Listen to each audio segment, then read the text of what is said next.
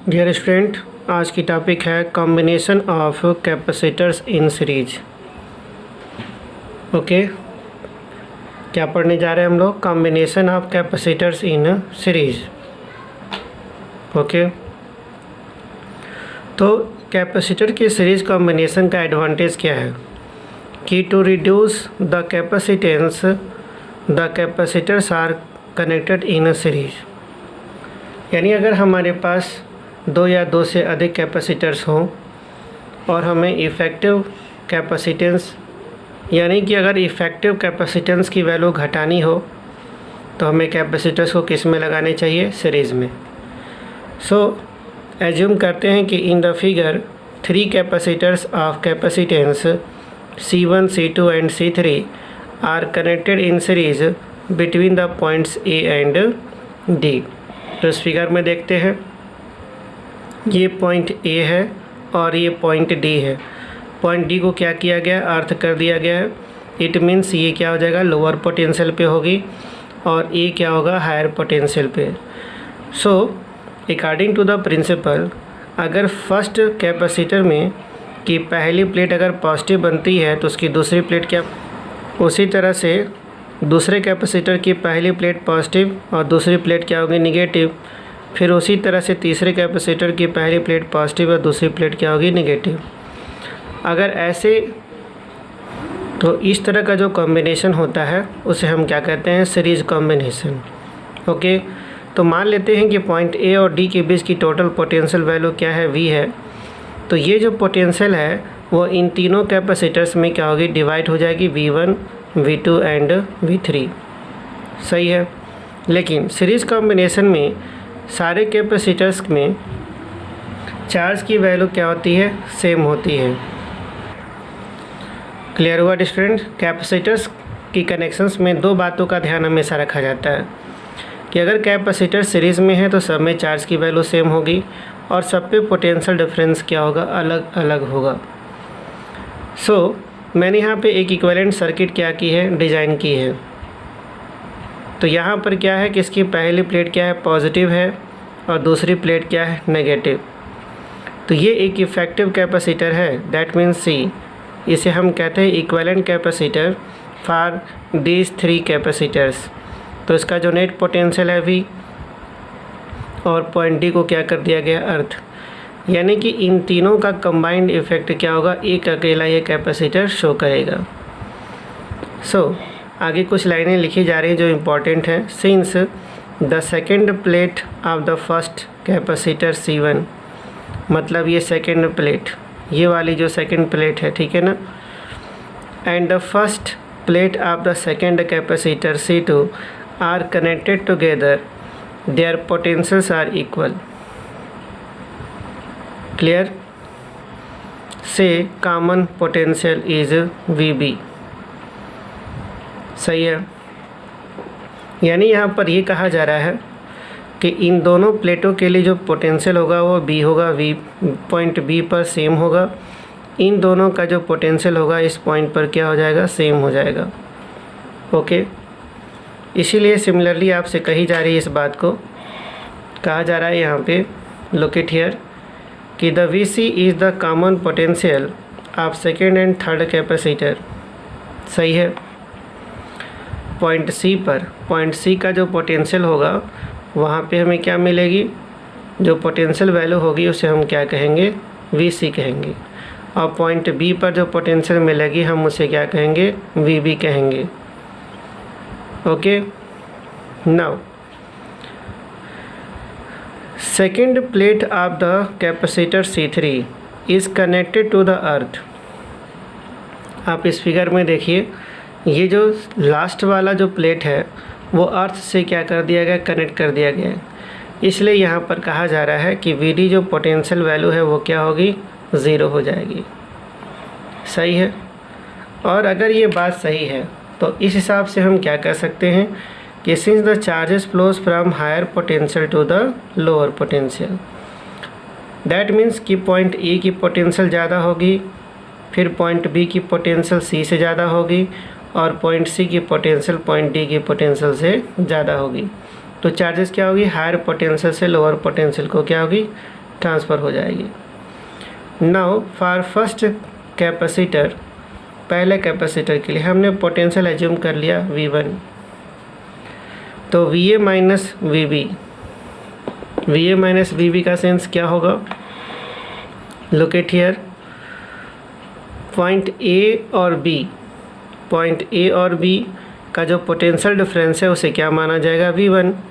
उसी तरह से B और C के बीच का पोटेंशियल डिफरेंस क्या हो जाएगा? V2। C और D के पोटेंशियल डिफरेंस को हम क्या कहेंगे? V3। Okay student, so like that V1 is equal to VA minus VB और रिज़ल्ट क्या मिल गया? Q/C1।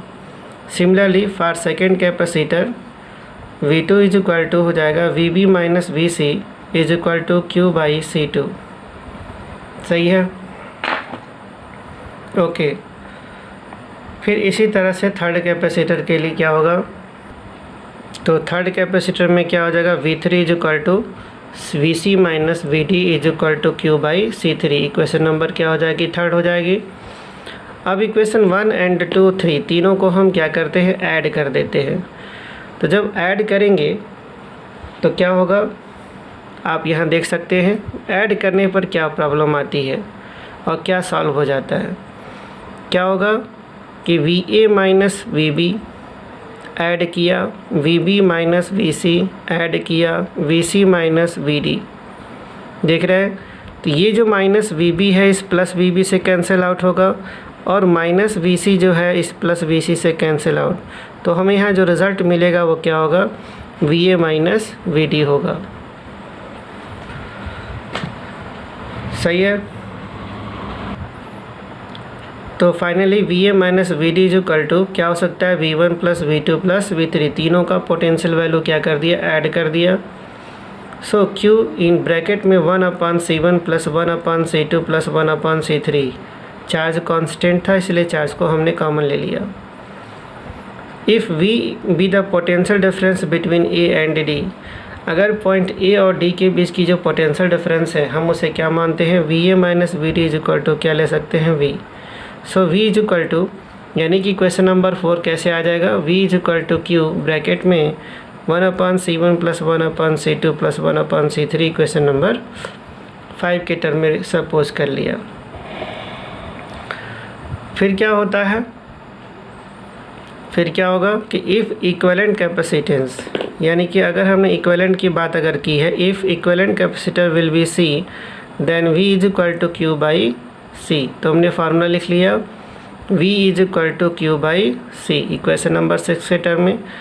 अब क्या करते हैं डियर स्टूडेंट्स? इक्वेशन 5 और इक्वेशन 6 को आपस में क्या करते हैं? कंपेयर कर देते हैं। तो कंपेयर करने से रिज़ल्ट क्या मिला? Q/C is equal to Q bracket में 1/C1 plus 1/C2 plus 1/C3। तो रिज़ल्ट क्या हुआ? Q से Q ये कैंसिल हो जाएगा तो 1/C is equal to 1/C1 plus 1/C2 plus 1/C3। Okay, तो ये वो फार्मूला है जिससे हम equivalent capacitance for the series combination find out कर सकते हैं। नाउ अब यहाँ से इम्पॉर्टेंट कंक्लूजन क्या है कि the reciprocal means 1/C of equivalent capacitance is equal to the sum of reciprocals.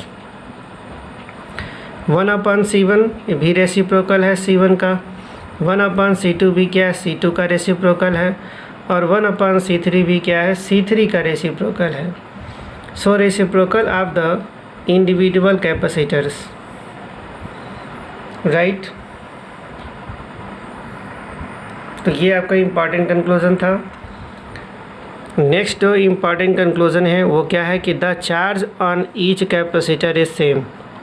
मैंने इसको पहले भी समझाया कि कैपेसिटर्स सीरीज़ में हैं तो इस वजह से सीरीज़ में होते हैं क्योंकि तीनों या जितने भी कैपेसिटर्स लगे होते हैं सब में चार्ज की वैल्यू सेम होती है।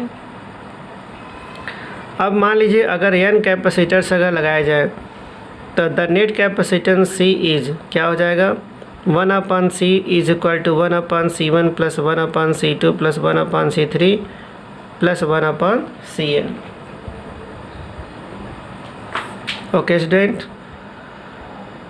नाउ अब एक खास बात क्या कही जाती है कि the equivalent capacitance is smaller than the smallest individual capacitance. So dear student, इसको ऐसे भी समझा जा सकता है। आइए समझते हैं।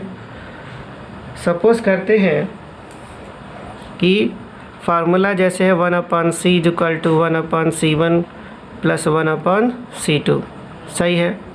हम इसे ऐसे भी लिख सकते हैं, c = क्या कर सकते हैं, c1c2/c1 + c2। ओके, अगर हमने सपोज कर लिया कि c1 की वैल्यू है 2 माइक्रोफैरड एंड c2 की वैल्यू है 3 माइक्रोफैरड। ओके स्टूडेंट, तो वैल्यू रखी जाती है, तो रखते हैं 2 × 3/2 + 3 = 6/5। रिज़ल्ट क्या होगा, 1/1.2 माइक्रोफैरड। ये है equivalent capacitance for the series combination. तो यहाँ से सीखने वाली बात क्या है कि जो इक्विवेलेंट कैपेसिटेंस है वो 1.2 माइक्रोफैरड है, और जो इन दोनों में जो सबसे छोटा है वो कितना है, 2 माइक्रोफैरड का है। यानी जो सबसे छोटा है उससे भी कम क्या आएगा, इक्विवेलेंट कैपेसिटेंस आएगी। तो यही बात यहाँ लिखी गई है कि the equivalent capacitance is smaller than the smallest individual capacitance. तो चार्ज क्या था, कांस्टेंट है। अगर चार्ज कांस्टेंट है तो U = क्या हो गई, total energy 1c। Total charge क्या हो जाएगी, Q² c होगा। यहाँ c क्या है, एक इक्विवेलेंट कैपेसिटेंस है, और Q क्या है, यहाँ पे टोटल चार्ज होती है। तो सीरीज कॉम्बिनेशन में जो इक्विवेलेंट कैपेसिटेंस है तो हम उसकी वैल्यू प्लस कर देते हैं, 1/c1 + 1/c2 + 1/c3 +... सही है। अब हमने क्या किया कि ये अलग अलग कैपेसिटर्स की एनर्जी, जैसे पहले कैपेसिटर की एनर्जी क्या हो जाएगी, Q² 2c 1, दूसरे कैपेसिटर की क्या हो जाएगी, Q² 2c 2, तीसरे की हो जाएगी Q² 2c 3। पहले से समझाते हुए आ रहा हूँ कि चार्ज कांस्टेंट है, बट सबकी कैपेसिटेंस वैल्यू क्या है, डिफरेंट है।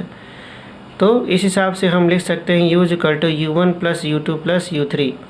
दैट मीन्स यहाँ से ये कंसेप्ट समझ में आया कि अगर हमें इक्विवेलेंट एनर्जी या टोटल एनर्जी फाइंड करनी होगी तो हमें सारे कैपेसिटर्स की इंडिविजुअल एनर्जी को क्या करेंगे, ऐड कर देंगे। सही है स्टूडेंट। सो U = U1 + U2 + U3 ... अब हम समझते हैं combination of capacitors in parallel. Okay, so क्या होगा इसमें, टू इंक्रीज द कैपेसिटेंस, क्या हम लोग स्टडी करने जा रहे हैं, combination of capacitors in parallel. क्या फ़ायदा है, फ़ायदा यही है कि हम क्या कर सकते हैं, नेट कैपेसिटेंस इंक्रीज कर सकते हैं। To increase the capacitance the capacitors are connected in parallel. अगर हम कैपेसिटर्स को पैरेलल में कनेक्ट कर देंगे तो नेट कैपेसिटेंस की वैल्यू क्या होगी, बढ़ जाएगी। ओके, सो अब ये पैरेलल कॉम्बिनेशन होता कैसा है, सो लुक इट हियर। ये है पैरेलल कॉम्बिनेशन, ये है C1, ये रहा C2 और ये है C3। इम्पॉर्टेंट क्या होता है कि इन तीनों कैपेसिटर का पहला प्लेट पॉजिटिव टर्मिनल से लगा होता है, पॉजिटिव टर्मिनल से लगी होती है, और दूसरा प्लेट क्या होता है, ग्राउंडेड। दैट मीन्स ये निगेटिव पोटेंशियल पे लगा होता है। इस वजह से इन तीनों कैपेसिटर की पोटेंशियल क्या होती है, सेम होती है, और वो है V। बट जो टोटल चार्ज देते हैं वो 3 पार्ट में डिवाइड हो सकता है। क्यों, क्योंकि हमारे पास C1, C2 और C3 3 कैपेसिटर्स हैं। तो इस बेसिस पर जो चार्ज डिवाइड होगा अकॉर्डिंग टू द कैपेसिटर, तो जो चार्जेस डिवाइड होंगे वो कैसे हो जाएंगे, Q1 इसको मिला Q2 और इसको मिलेगा Q3। इसका मतलब ये हुआ कि जो टोटल चार्ज Q है, जो टोटल चार्ज Q है वो कितने पार्ट में डिवाइड हो गया, Q1 + Q2 और +Q3। सही है। बट ध्यान ये रखेंगे कि पैरेलल कॉम्बिनेशन पहचानने का तरीका क्या है कि पोटेंशियल कॉमन होता है, उनकी पहली प्लेट सेम पोटेंशियल पे होती है और दूसरी प्लेट नेगेटिव पे होती है। सही है। और तीनों में चार्ज की वैल्यू क्या होती है, डिफरेंट होती है। ओके, अब हम इसका इक्विवेलेंट कैपेसिटेंस फाइंड करेंगे। तो क्या होगा इसमें